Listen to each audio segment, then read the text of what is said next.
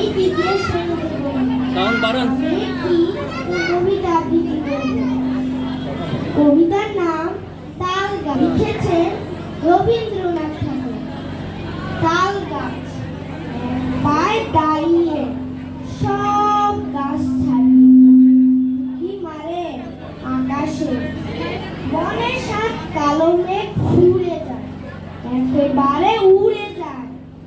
কোথা পাবে পাখা সে, তাই তো সে ঠিক তার মাথাতে গোল গোল পাতাতে ইচ্ছাটি মেলে তার। মনে মনে ভাবে বুঝি ডানা এই, উড়ে যেতে মানা নেই বাসাখানি ফেলে তার। সারাদিন ঝড় ঝড় থর থর কাঁপে পাতা পত্তর, ওরে যেন ভাবে ও মনে মনে আকাশেতে বেরিয়ে তারাদের এড়িয়ে যেন কোথাও যাবে ও। তারপরে হাওয়া যেই নেমে যায়, পাতা কাপা থেমে যায়, ফেরে তার মনটি যেইভাবে মাঝে হয় মাটি তার।